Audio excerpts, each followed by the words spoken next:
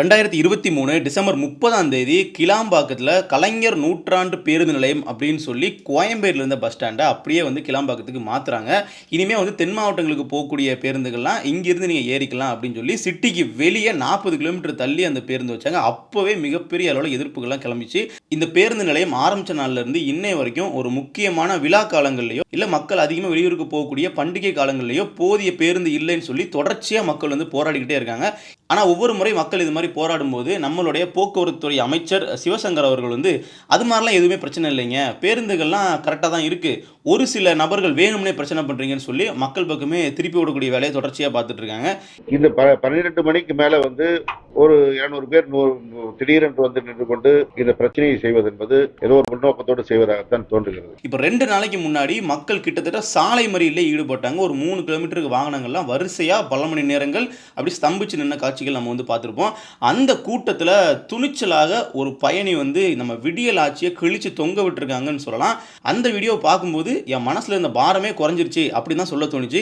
யான் பெற்ற இன்பத்தை நீங்களும் பெறுக. அந்த வீடியோவை பாருங்க. கொண்டு வரேன் அதை கொண்டு வரேன்னு மூட்டையா கணக்கு காட்டுறிய, இந்தியால கோடி கணக்குல கடை வாங்கி வச்சுக்கிறிய, அந்த கடனை கட்ட உனக்கு வக்கு இல்ல. எங்க அப்பா தான் முறை பேனாவை எடுத்து எழுதினாரு, அவங்க அம்மா பேரை கொண்டு போய் வச்சுக்கிறான் மெரினால அவங்க ஆத்தால புதைக்கிறதுக்கு அம்மா பெரிய பேனா, அதுக்கு வாங்கிட்ட பணம் இருக்குது. கேளம்பாக்கத்துல பஸ் கொண்டு வர உன்ட்ட பணம் இல்லையாடா பேவர்சி? தயவு செஞ்சு இங்க இருக்கிற லோக்கல் பஸ் எல்லாத்தையுமே ஏத்து எல்லாரையுமே கொண்டு போ. முடியாதா? யாரும் விட மாட்டாங்க. ஏன்னா இங்க எல்லாருமே 150 ரூபாய் காசுக்கும் 250 ரூபாய் காசுக்கும், பொம்பளை ஆனா லெக் பீஸ் வச்ச பிரியாணிக்கும், ஆம்பளைங்களானா ஒரு என்னது வீரன்ற பாட்டிலுக்கும் எவனும் இங்க வர கிடையாது. சரி, 150 145 ஏன்னா பாட்டிலுக்கு எவனும் இங்க வர கிடையாது. சரியா?